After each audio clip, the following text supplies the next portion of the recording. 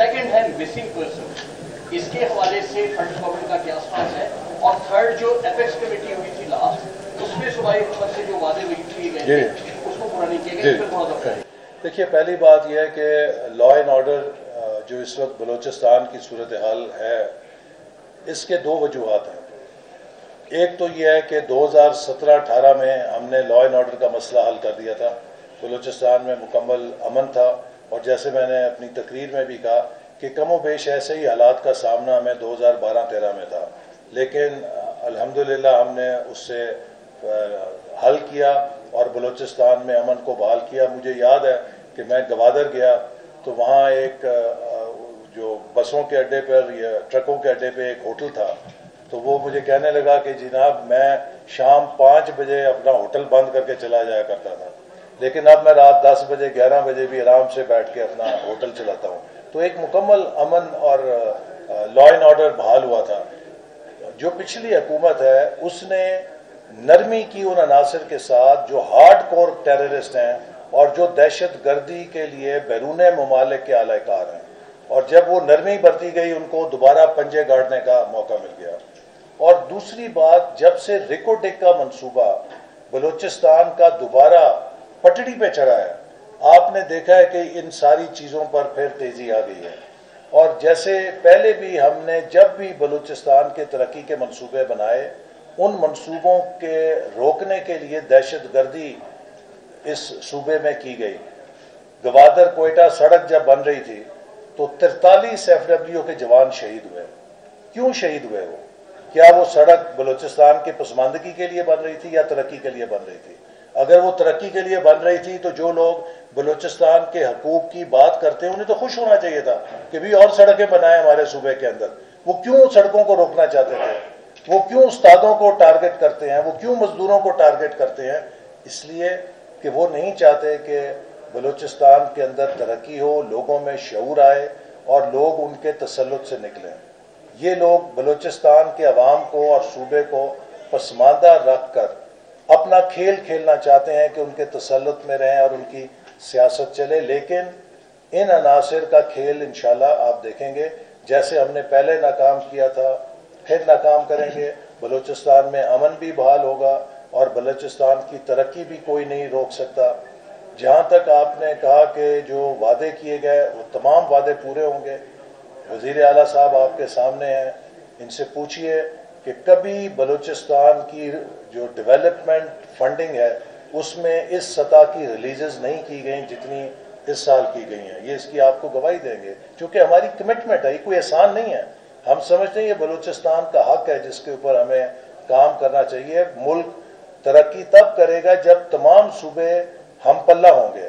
अगर किसी घर के अंदर एक भाई को पीछे रख के बाकी भाई गाड़ियां ले लें और एक भाई साइकिल पे रहे तो वो उस घर की तरक्की नहीं होती। उस घर की तरक्की तब होगी जब चारों भाइयों के पास गाड़ियां होंगी।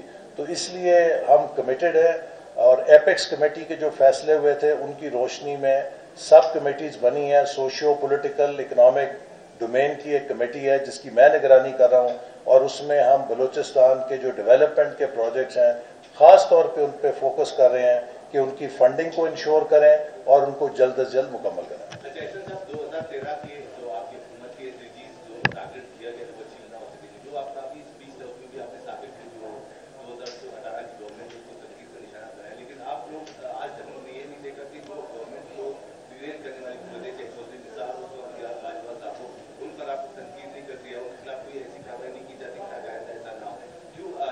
देखिए, 2013 में हमने जो 14 में विजन 2025 पेश किया, जैसे मैंने आपको कहा कि हम बिल्कुल ट्रैक पे थे और बैनुल अक़वामी इदारों ने तस्दीक की कि हम हदफ हासिल कर रहे थे, और उन्होंने जो हमारा 2025 का हदफ है उसकी भी तस्दीक की कि अगर हम इसी रफ्तार से चलेंगे वहाँ पहुँच जाएंगे। अगर 2018 ना होता तो आज 2025 में हम दुनिया की टॉप 25 इकॉनमीज़ में होते, हमारी गुफ्तगू ही और होती, हमारे जो नैरेटिव्स हैं कुछ और होते। तो ये 2018 का जो सानिया था, मेरे नज़दीक ये उतना ही बड़ा सानिया था जितना सानिया 1971 का था। उसने हमारे जोग्राफिए को हमसे तोड़ा, इस साने ने हमारे मुस्तकबिल को हमसे काटा। लेकिन अब हम फिर पुरज़म हैं इंशाल्लाह उस مستقبل کو دوبارہ حاصل کریں گے. اور وہ لوگ جنہوں نے یہ کیا ہے آپ دیکھیں ان کی اکاؤنٹیبلٹی ہو رہی ہے, فوج بھی کر رہی ہے, اور میں سمجھتا ہوں کہ عدلیہ کو بھی ان ججوں کو اکاؤنٹیبل کرنا چاہیے جنہوں نے نواز شریف صاحب کو نااہل کیا تھا.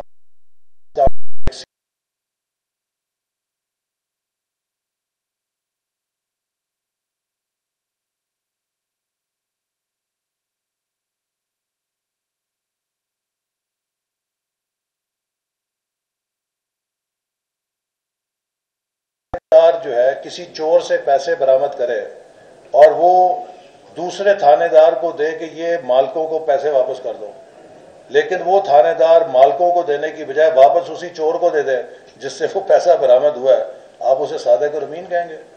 برطانیہ نے 190 ملین پاؤنڈ ملک ریاض سے منی لانڈرنگ کا ضبط کر کے پاکستان کی حکومت کو دیا کہ یہ پاکستان کے عوام کو دے دو, سرکاری خزانے میں جمع کرو. وہ پاکستانی عوام کو دینے کی بجائے واپس ملک ریاض کو دے دیا گیا اور اس سے فائدہ لیا گیا.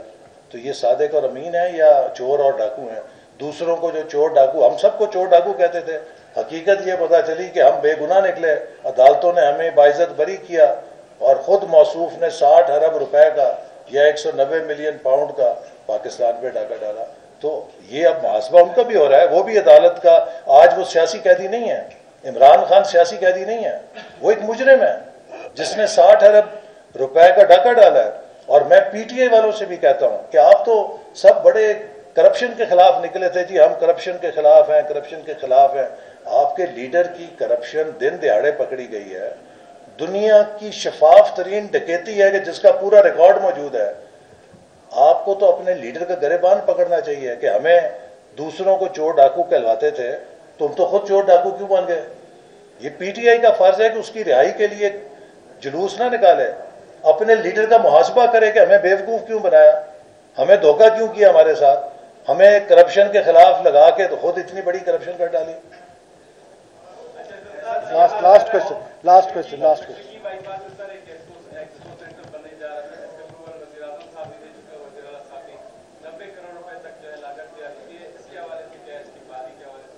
جی بالکل, وہ میں نے دیا تھا, وہ میری اسکیم پاور میں بھی اور کوئٹہ میں بھی کہ چاروں صوبوں میں ایکسپو سینٹر بننا چاہیے. اور اس میں لوکیشن کے اوپر کوئی اختلاف تھا, دو بڑے اسٹرانگ اوپینینز تھے کہ ادھر بنے یا ادھر بنے, تو اس چیز کی وجہ سے وہ تعطل کا شکار ہوا ہے کہ کس جگہ بننا چاہیے.